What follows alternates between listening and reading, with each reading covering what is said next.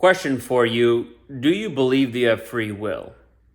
It's kind of one of those big, heady questions, and yet it has very real, practical, measurable implications on your life. The last time me and my guys all got together at my place here, part of the discussion ended up falling on free will. And some of the guys don't believe in free will, or they at least don't believe that we have free will of thought. You're going to think what you're going to think, and then you're going to do what you're going to do, and that's just how it is. Next time we get together, we're going to be talking about free will. But I wanted to share with you some perspective here in this video, just a short distillation or synthesis of perspective on free will. I firmly believe that we do have free will as humans. However, it isn't quite necessarily as simple as choosing left or right. And here's what I mean. I would point you to the following two resources. One, the book called Breaking the Habit of Being Yourself by Dr. Joe Dispenza. And the other book being Letting Go by Dr. David Hawkins. And to me, the book Letting Go is the application field manual of Dr. David Hawkins' seminal foundational work, Power versus Force. To me, Power versus Force is more so the science behind it. Letting Go is the application of it. Now, the reason why I reference Breaking the Habit of Being Yourself by Dispenza is because one of the things that he talks about in that book is establishing and explaining the science behind how our body becomes the mind, the body mind. And again, to summarize it,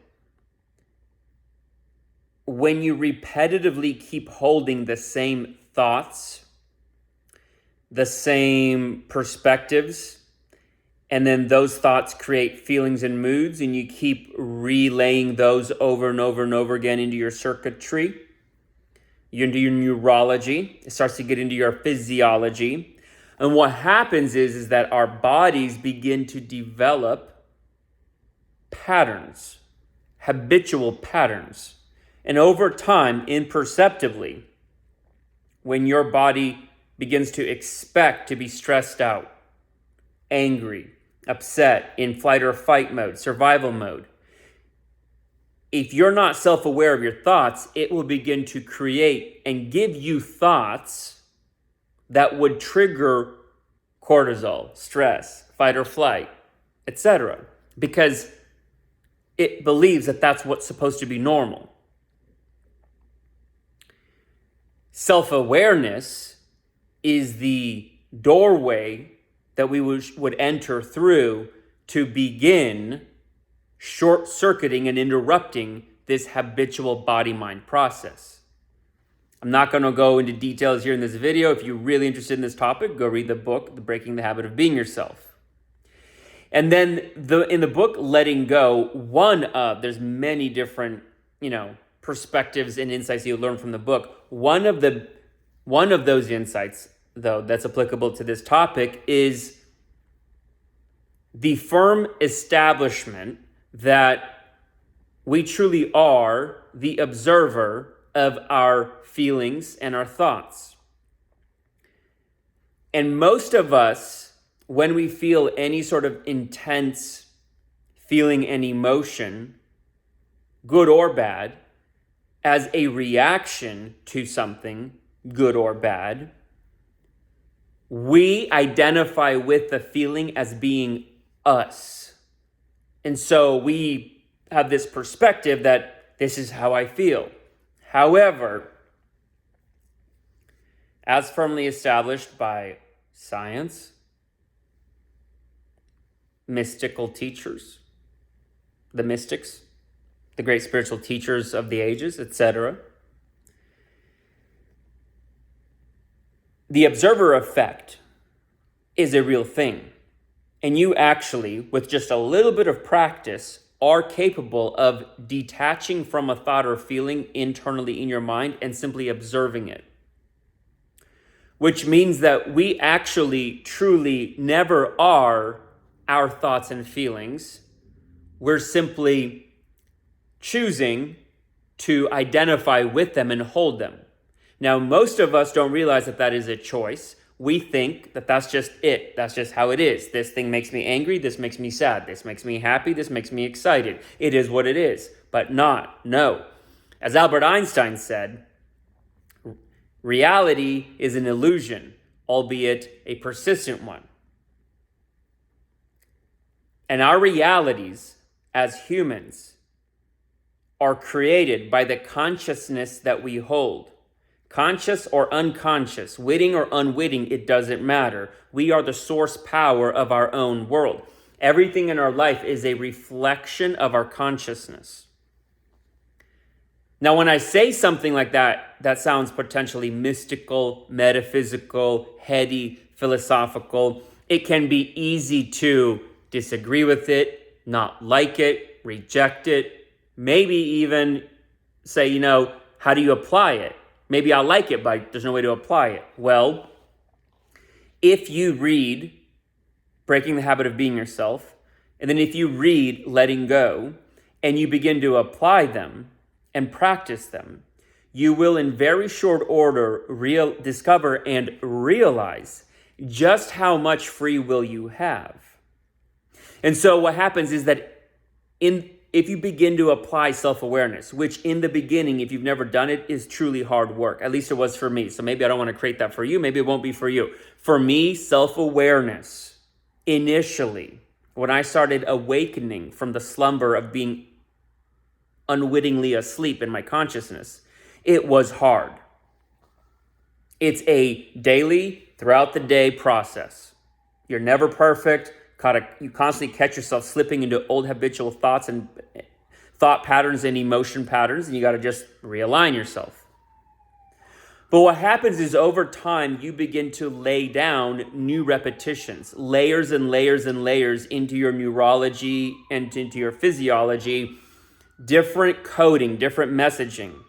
And then what happens is over time, as you keep doing that, your auto thoughts, your auto reactions, your auto feelings begin to shift because the body becomes the mind. Then whatever you keep feeding into your neurology and your physiology and into your body then starts to become the new habit. And what's really interesting, if I remember the number correctly, is that about every 7 years, we as humans have an entirely new body where through the shedding of our cells, in one way or another, hair, skin, organs, etc. I believe it's every 7 years. Not one single cell that's in our body today existed 7 years ago. So, based upon this hard science, my perspective is that if you were to practice conscious, intentional, self-awareness daily, every day, without fail, to the best of your abilities, consistently for 7 years, your entire physiology, biology, and neurology would be radically rewired, radically recreated, and you would be literally and metaphysically, neurobiologically, a radically different human. So free will does not exist if you live unconsciously and think that whatever thoughts and feelings you have are just the ones you're going to have. That allows you to be a victim of so many things. Now, it is hard, at least for me and many that I know, to initially begin to practice self-awareness and then to do your best to try to rethink a thought immediately after having it that doesn't align with where you want to go in life. Or to feel intense, insane, crazy emotions and feelings cascade throughout your body to where my neck is hot, my chest is hot, there's a pit in my stomach. I'm getting these negative thought loops and feeling anger rising, and then to simply sit there and breathe in and breathe out deeply and simply say, I am. I am. And just, to me, that's my phrase that just elevates me to the highest version of myself, where I don't condition it, I don't qualify it. I simply say I am, and I focus on breathing in, breathing out, letting go of the senses and becoming faceless and formless and timeless. And just letting go and surrendering of anything that comes at me. It's been years that I've been applying this, and I haven't been as consistent as I would like to be. But anytime I go in any length or stretch of time doing this, the radical, profound shifts, not only in my overall energetic state, my overall physical well-being and health, my vitality, even the look and glow of my face and my skin, the dark bags under my eyes or the lack thereof, how my mental acuity, how sharp I am with my wit, memory, creativity, how people treat me and interact with me randomly on the streets, there's radical shifts. My income, my financial abundance and flow, the energy and relationship that I have with relationships in my life. Everything just begins to either flow easier, bigger, better, simpler, happier. While at times I am in war from morning till night to maintain alignment. Not battling against it, but simply seeing it, catching it, and just working my way back to neutral alignment, to a positive state, to an elevated state. But over time, as I do it, the auto thoughts, the auto feelings, right? The auto emotions, they shift. Free will exists if you have the will to practice it. But free will isn't free. You got to earn it through action and application, which is your choice, which is free will.